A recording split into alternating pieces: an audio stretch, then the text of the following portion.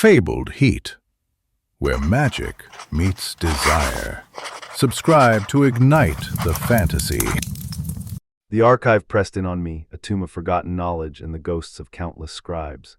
It wasn't merely a building, it felt like a living entity breathing dust and secrets. The air hummed with dormant magic, a symphony of whispers just beyond the threshold of hearing, a chorus of forgotten spells and lost histories.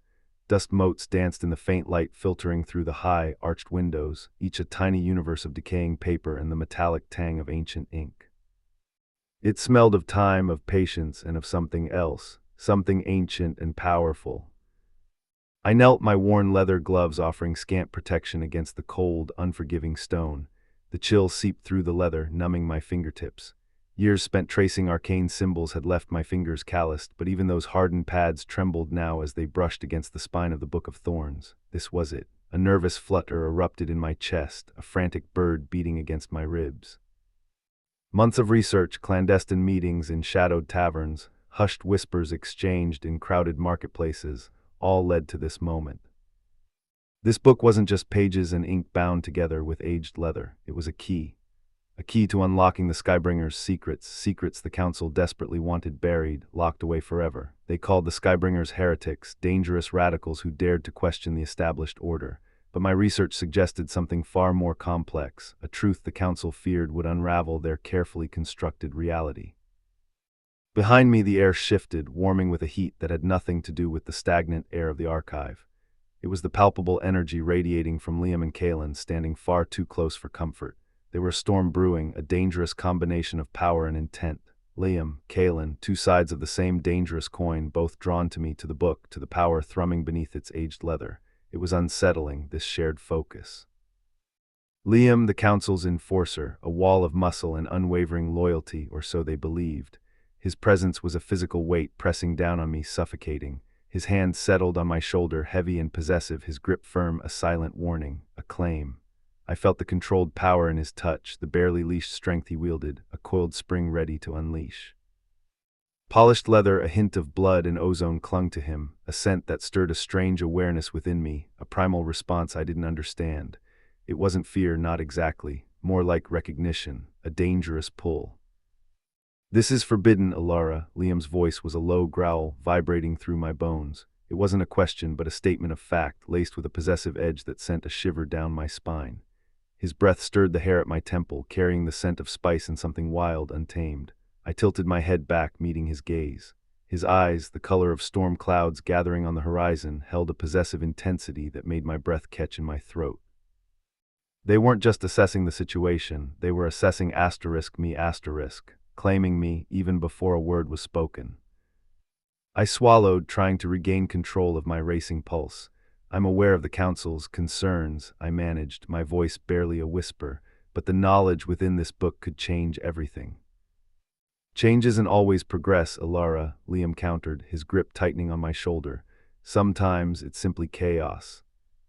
Before I could respond, Kaelen's presence shifted, becoming even more pronounced. He moved with a fluid grace, a predator circling its prey, his movements silent and deliberate. He stepped closer, invading my space, his gaze dropping to my lips, lingering there with an unnerving intensity. I could feel the heat of his body radiating towards me, a slow burn that ignited a forbidden longing deep within my core. It was a dangerous heat, a seductive promise of power and pleasure.